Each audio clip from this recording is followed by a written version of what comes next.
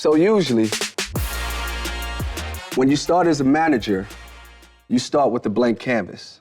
It's your job to fulfill and fill up this place with not only strategy, ideas, pathways.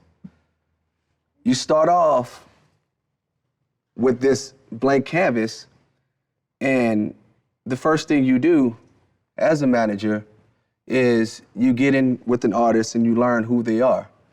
Because if you want to be a superstar in this business, it's not about just the music, it's about the brand and what's going to come in and around that world. So this world has to be full with a lot of different things. So as you start that conversation, you start to understand and get to know what makes an artist tick, where you want to go, what's that roadmap going to be.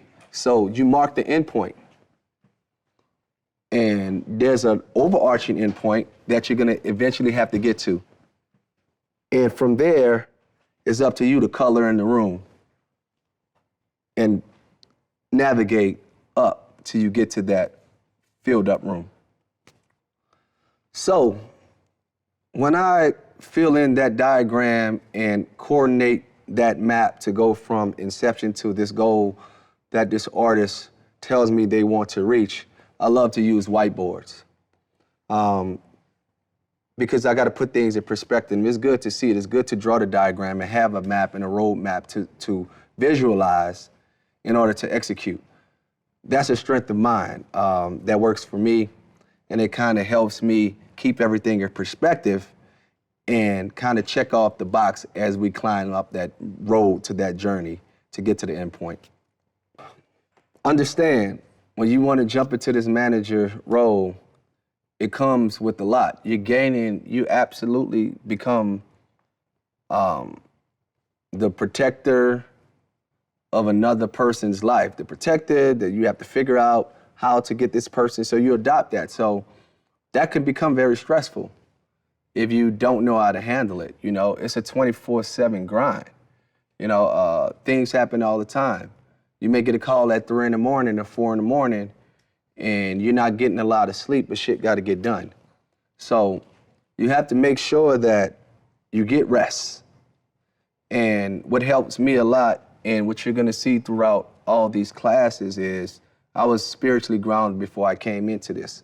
So I had a level of faith that kept me level. And having that has caused me not to ever lose myself in this crazy world, because you could absolutely lose yourself.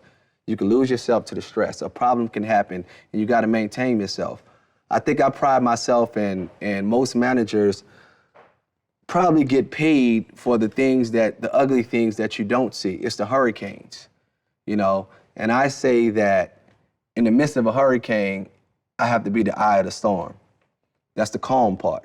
So as the whirlwind is going, in order to be effective, you have to make sure that you're able to focus, look at everything, and delegate in order to get it done. Like Olivia Pope. That's why I call myself the male version of Olivia Pope, if you ever watch Scandal. So definitely a stressful business. Definitely have to find ways to keep balance and don't lose yourself in it. And understand, and the best managers are able to solve problems in the midst of seconds, you know, and the best strategy I could tell you to do with that is keep calm, keep cool, analyze everything, think, breathe, relax, and don't ever make decisions off of spontaneous impulses and emotion. Always calculate everything before you decide to make a move for your clients. The best thing you could do is focus on your goals and remove all distractions. So there are extensions of the overall manager that kind of falls underneath the umbrella when you get to that point to be your support system. Roles like the road manager.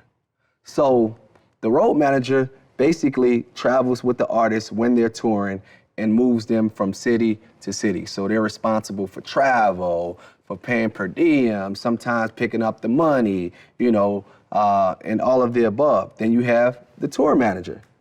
So the tour manager, like the road manager, job is to places within the live show business, but instead of moving what we call the A party, the artists around, they're there at these concert venues, getting everything set up, the dressing rooms, making sure the band and the DJ and everyone's straight, getting the schedules together and moving B party and everybody else around and making sure everything is coordinated for there. So we have the road manager, and then we have the tour manager. And now let me bring up the day-to-day manager, who's really an extension of myself. So those guys are basically a clone of the manager, meaning they're the people that the artists are communicating with every day, daily, and they usually have the skill set to do the exact same things that a manager can do. So if there's a problem somewhere and needs to be solved, they usually have the skill set and experience and the knowledge in order to get things done. And we trust those guys to be basically our clones out with our clients.